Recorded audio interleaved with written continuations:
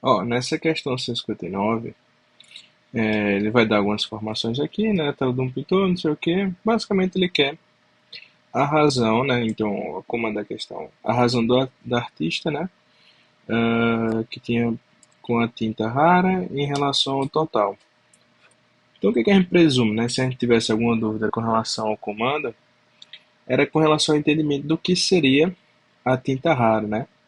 E aí no texto a gente ia procurar essa informação. Então, lembra que de forma geral, numa questão para matemática, né, e para as demais também, tenta ir começando pelo comando. E aí do comando você procura as informações mais necessárias do texto, até para não se perder em elementos que não seriam tão necessários, tá?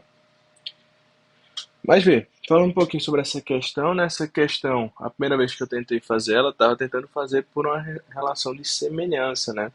Então pensei, né, em fazer uma relação de semelhança, uma proporção ali, né? E ver se conseguiria achar para facilitar um pouquinho minha vida. Não rolou, né? Então, ia sempre estar faltando a informação ali do ponto F. Então, esse ponto F, a falta da informação dele, ia me possibilitar de resolver a questão. Porque eu não queria ter que acabar seguindo o caminho que seria um pouquinho mais chato, né? Que seria usar a ideia, né, de um plano cartesiano para trabalhar com geometria analítica. Então, eu não consegui muito, né? Mas sem problema, né? Posso acabar tentando, se eu conseguir, eu vejo aí, certo? Mas numa prova, né, essa questão acabaria provavelmente sendo considerada difícil, né, porque geralmente geometria analítica em si é um assunto que os alunos do ensino médio não têm tanto domínio, né? Então já é um assunto que é um pouquinho mais complicado pelos elementos, né? E aí a galera já sente um pouco mais de dificuldade, então ela acabaria possivelmente sendo considerada uma questão difícil, né? Então assim, Lucas, tentei desse jeito e não saiu. Na hora da prova, você tem que ser dinâmico. Então, se você for feito eu, pensei por semelhança, não rolou, não fica preso na questão. Continua, né? Entra no ritmo de prova, deixa passar essa questão, né? E aí no eventual, né, retorno, né? Ficam as questões para conferir ali, para revisar, ou só passando o gabarito, dá uma olhada, dá uma geral, ver se tem outro caminho, certo? Mas essa não era uma questão prioridade para a gente, né? Mas que isso também não quer dizer que na hora do estudo da gente a gente não vai fazer questões difíceis, né? Que a gente não vai fazer questões, né, que envolvam geometria analítica porque cai pouco. Não, existem vários elementos, né, que vão estar agregando para outros assuntos. Vai existir vários elementos, né, que a gente tem de uma questão difícil, que a gente vai poder usar em outras questões, beleza? Então, não é porque é uma questão difícil que você não vai tentar entender. Então, tente entender. Vai ter muitos elementos interessantes ali. E aí pode ser até que numa questão fácil você use um desses elementos que você aprendeu numa questão difícil, beleza? Ó, então vamos começar a resolver ela, né? Então ele diz: um artista para economizar pretende a quantidade exata de tinta da tela quadrada, né? Então ele já definiu que é um quadrado, né? E aí sua arte é composta por um setor circular escrito no quadrado no centro A e como mostra a figura. Então, né? Diz aí que esse comprimento é um do quadrado, né? Então eu sei que toda essa extensão vale um. E aí o que é que eu poderia pensar, né? Como a gente estava conversando, né, a respeito de um plano cartesiano, já traçar as coordenadas. Já tracei aqui, ó, o eixo x e o eixo y, beleza? A gente sabe que aqui é como se fosse a origem, aqui seria o ponto 0, 0, beleza? Se essa extensão aqui ele diz que vale um, então essa extensão aqui ele diz que vale um, ó, o que é que eu vou poder pensar? Que aqui não é o ponto do eixo x, então esse é o ponto 1 para x e 0 para y. E para o ponto D, a mesma coisa, né? Então você vê que aqui também, ó, seria 1, né, para cima, só que a gente está pensando como um plano cartesiano. Então o que é interessante analisar é que ele também seria um só para cima. Se é um para cima, ele continua no eixo x, ele seria 0 para x e 1 para y. Lucas, e aqui, ó, nesse ponto que eu vou fazer de verde? Não é um para x e um para y? Ó, se olhar para x, ele está aqui, ó. Olhar para y, ele está aqui. Então é o ponto, ó, 1, 1. Tranquilo? O que é que eu sei mais? Veja, então se a gente está pensando como um plano cartesiano, a gente sabe que isso daqui é uma reta, e se eu estou pensando como um plano cartesiano e tem uma reta, qual é a minha ideia principal? Pensar numa função afim, né? Uma equação da reta. Beleza? Então já poderia acabar pensando dessa maneira. Vamos dar uma olhada no texto só para concluir os elementos que ele entregou. Ó, a gente vai fazer essa questão todinha, tá? Além disso, ele fará uma divisão no quadrado traçado no segmento, no ponto médio E. Então eu já sei que o ponto médio é E. Se toda essa extensão vale 1 metro, que ele falou na questão, né? Esse meu 1 tá feio, só a febre. 1 metro, né? Então eu sei que isso aqui é ponto médio, vai ser 1 sobre 2 para cá e 1 sobre 2 para cá. Lucas, por que você está fazendo fração? Bem, frações vão ajudar bastante a gente dentro de um cálculo. Se você tem dificuldade, coloque em decimal, mas como você está fazendo ainda como estudo, tenta trabalhar com as frações, porque frações são mais precisas do que quando você faz uma aproximação. Então vamos dizer que por algum motivo fosse um terço, não seria 0,33333, não é um valor infinito? Aqui não seria uma dízima? Então, nessa ideia aqui, qual era o problema? Se você for usar no cálculo, você usa geralmente 0,3. Dá errado. Em alguns casos, sim, dependendo da diferença dos valores. Então, é interessante ter uma aproximação se você tiver dificuldade. Se você não conseguir fazer de jeito nenhum fração. Dá errado, às vezes. Ver a distância ali dos valores, feito para essa questão, ó, tem uma distância relativamente boa das alternativas, né? Então, pode ser que você conseguisse fazer, né, e não tivesse um problema. Mas olha as alternativas antes de fazer a aproximação.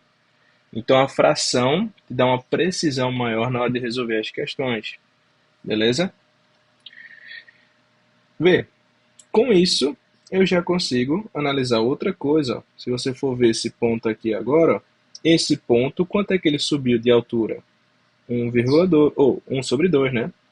Então ele continua no eixo x, mas o eixo y dele, ele subiu, é 1 sobre 2. E aí lembra, onde a reta corta o eixo y, né, onde ela toca no eixo y, ele é justamente o valor de quem? De b. Então a gente já tem um valor de b aqui, ó. Esse b vale 1 sobre 2, certo?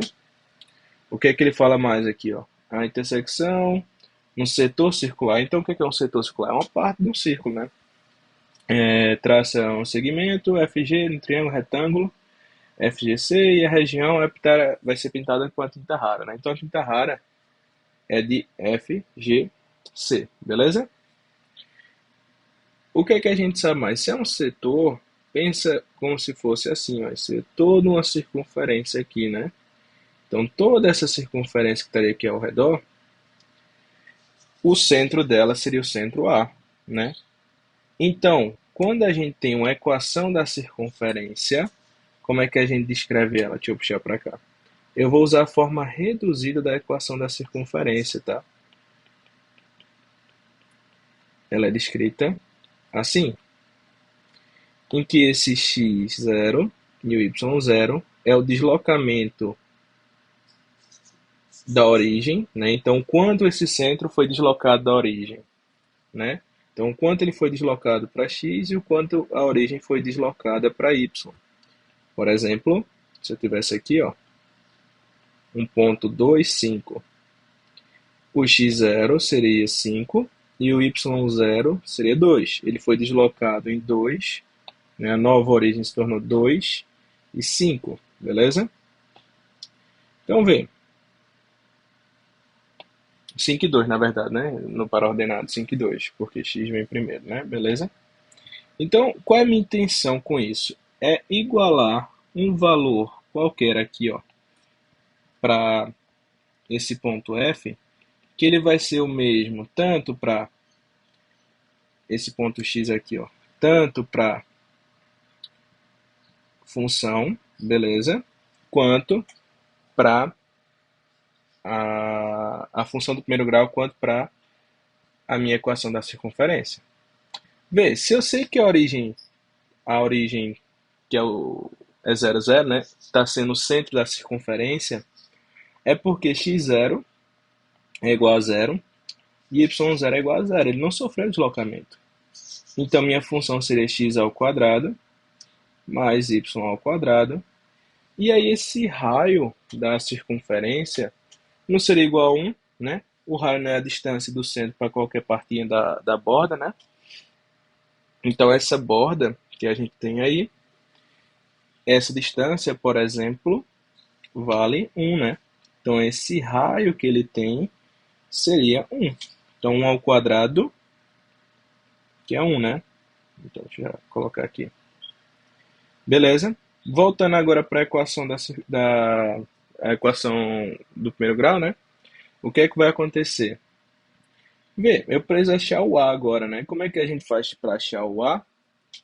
Para determinar o A, a gente costuma fazer o seguinte. É a variação de y por x. Então, eu preciso pegar dois pontos que eu conheço. Eu vou pegar o ponto, que eu chamei aqui, ó. Ele chamou de E, e o ponto C. O ponto E, ele vale 0 e 1 sobre 2, né? E o ponto C é o ponto 1, 1. Beleza? Quando eu fosse ver aqui, ó, eu vou fazer a variação, né? Então, de E para C, né? Ele teve 1 menos 1,2, né? A variação. E aqui, para X, foi de 1 menos 0. Né? Então, eu fiz a diferença dos valores de x e y, né? De cada um. E eu vou achar que isso daqui seria 1,2 sobre... 1 sobre 2 por 1, né? Então, fica 1 sobre 2 é o valor de A. Então, nossa função, o formato que ela ficou foi esse aqui, ó. Beleza? Quando eu cheguei nesse formato, eu sei que vai ter um ponto que a gente vai escolher aqui, que é esse y, que vai ser o mesmo do que esse y e do que esse x também, né? Do que esse x também para os dois, né? Então, o que é que eu posso pensar em fazer, ó? Eu posso pensar em pegar aquele y que a gente tinha, ó, esse y, opa, passei a questão, esse y que a gente tinha aqui, ele todinho, que é essa equação do primeiro grau, né, essa função do primeiro grau, e descrever ela assim, né? Então, essa função polinomial do primeiro grau, né, geralmente a gente chama assim, mas não é muito o caso, eu vou colocar ela toda aqui, né? Então, vou colocar 1 sobre 2x mais 1 sobre 2, isso daqui é o quadrado, e 1. O que é que eu faço agora? O quadrado do primeiro, né? Então, quem é o primeiro? 1 sobre 2, então vai ficar 1 quarto, né? De x ao quadrado. Mais o quadrado primeiro não, né? 2 vezes o primeiro pelo segundo. Ó. Então, 2 vezes o primeiro, que é quem? 1 sobre 2x, vezes o segundo, né? Que é 1 sobre 2. Posso cortar aqui, né? Então, vai ficar 1 sobre 2x, né? Então, aqui ficaria só 1 sobre 2x, mais o quadrado do segundo, que é 1 quarto, né? Isso tem que ser igual a 1. O que é que eu posso fazer para tirar esses valores que estão em fração aqui, né? Ou eu posso fazer o MMC, né? E depois cortar dos dois lados, ou passar dividindo, né? Ou eu posso multiplicar toda essa equação por 4, né? Porque aí vai ficar 4x ao quadrado, 4 com 4 de baixo corta, né? Fica x ao quadrado, aqui fica 2x, e aqui vai ficar 1, né? E o 1 também multiplica, então fica 4. Organizando isso daqui, né? Vai ficar 5x ao quadrado mais 2x menos, né? Porque esse 4 vai passar subtraindo, 3 igual a 0. Agora eu vou fazer o delta, né? Então, delta b ao quadrado menos 4ac, né? Aqui ficaria um pouco chato para fazer produto pela soma, né? Então, ficaria b, quem é o b? Né? O 2, ó. Então, a, b e c. O b, o a é 5, né? Usa só o valor, né? O 2 e aqui o menos 3. Então, o b vai ficar 2 ao quadrado, menos 4a, que é o a5, né? E o c, que vale menos 3. Toma cuidado com esse sinal, né? Vai ficar 4, aqui vai ficar menos 4 vezes 5, menos 20. Menos 20 com 3 vai ficar mais, porque menos com menos mais, né? 60, que vai dar 64. Quando a gente fosse resolver a parte final, né? Vou botar aqui em cima, porque vou jogar aqui em cima na real antes. Deixa aqui para cima. Então agora, sei que x do verso não, né? X vai ser menos b mais ou menos a raiz de delta sobre 2a, né? Então quando a gente fosse fazer aqui, colocando os valores, quem é que é o valor de b? B a gente viu que é 2. Então 2 com o menos 2. Mais ou menos a raiz de 64, que é 8, sobre 2 vezes a, e o a que é 5. Então vai ficar menos 2, mais ou menos 8, sobre 10. Quando ele for mais, né? Então linha vai ser mais, vai ficar 6, né? Então vai ficar 6 sobre 10, que é 0,6, né? Beleza? Quando eu for ver o outro agora, ó, o outro vai ficar... O menos eu não vou poder usar, né? Porque vai ficar... então eu vou usar só esse daqui. Porque eu não vou trabalhar com menos, né? Porque você nota que está tudo no primeiro quadrante, né? Beleza? Então, todos os valores estão no primeiro quadrante, né? Então, eu poderia até ter um valor, né? Que ele seria igual, mas ele estaria em um quadrante negativo, né? Então, por exemplo, quando a gente fizesse outra parte aqui, o valor de x seria, ó, x seria igual a menos 10 sobre 10, que teria menos 1, né? Só que ele está no outro quadrante quando ele é menos 1, né? E esse quadrante que a gente está usando é o quadrante positivo, né? Lembra aqui rapidinho, ó. Assim não, né? Aqui seria um ciclo trigonométrico, né? Então aqui são os valores positivos para x e aqui os negativos. Então se a gente está falando dessa parte, né? Ou se a gente está falando dessa parte, né? Então essa daqui é a parte positiva que a gente escolheu, não foi? Então eu teria que usar o 0,6, tá certo? Tá, achei que x é igual a 0,6. Ou eu posso jogar nessa equação, que é mais chata, ou eu posso jogar nessa daqui, que é mais simples, né? Ó, vê. Vai ficar y é igual a 1 sobre 2. Não achei para x que é 0,6. Ó, 0,6 eu posso dizer que é até 6 sobre 10, né? Para ficar mais fácil, 6 sobre 10.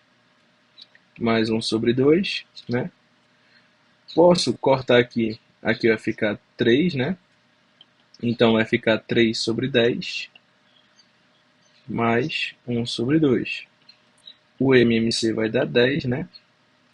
Aqui vai ficar 3 mais 5, que vai dar 8 sobre 10. Beleza? Então, ó, não é 8 sobre 10. O que é que ele quer que a gente faça agora? Ó? Se liga nisso, para a gente achar essa área. Vou apagar tudo. Tá aí, né? Tira um print quem quiser. Tá meio caótico, né? Tá um pouquinho grande, mas vou apagar essa parte aqui, tá? Para não ficar tão caótica agora. Ó, a gente viu que esse ponto aqui, ele é o ponto 1, 1. Não é isso? A gente sabe o que mais? Que esse ponto F, ele vale quanto? Esse ponto F é o ponto, ó, em que x vale. Cadê x vale? 6 sobre 10, né? Então, ó, 6 sobre 10. E o ponto y é 8 sobre 10.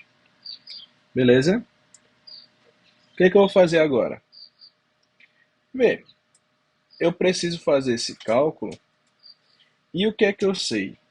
Olha para cá, ó. Eu sei que no ponto aqui, nesse ponto G, olha a altura que ele vai ter. Essa altura que ele vai ter é justamente que essa partezinha aqui, né, que eu estou dizendo, É justamente essa distância, ó, que aqui a gente sabe que é 8 sobre 10.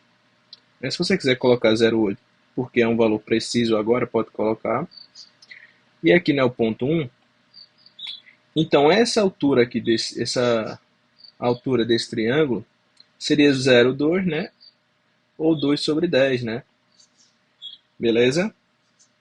Se você olhar para a base agora, ó, a base, né, que seria essa distância daqui para cá também, ó, se você quiser ver assim, vai ser a distância justamente de F, né, a distância horizontal de F para C. Como assim a distância horizontal? Só a distância de x, né? Então a diferença do x, né, que ele vai ter de um para o outro, como é que a gente vai fazer? Ó? Se a gente sabe que nesse ponto, vou botar 0,6, tá? Nesse ponto é 0,6 aqui para x, e esse é o ponto 1. Então vai ser 0,4, né? Então aqui eu posso dizer que é 4 sobre 10, né? O 0,4. Beleza? Como é que eu faço o cálculo de um triângulo? Base vezes altura. Se eu usei isso daqui, essa parte em verde como base, a altura relativa a ele é o azul. Então vai ficar a área da base, ou a área é a base vezes a altura, por 2 vai ficar 4 sobre 10 vezes 2 sobre 10 por 2, né? Então aqui vai ficar, multiplicando de cima com de cima, de baixo com de baixo, vai ficar 8, né? Sobre 100 dividido por 2. Eu vou repetir a primeira e multiplicar pelo inverso da segunda. Aí nesse inverso da segunda eu posso simplificar. Fica 4 sobre 100, que seria 4%, né? E aí a resposta da nossa alternativa seria a letra A. Questão bastante complicada, mas tá aí, né?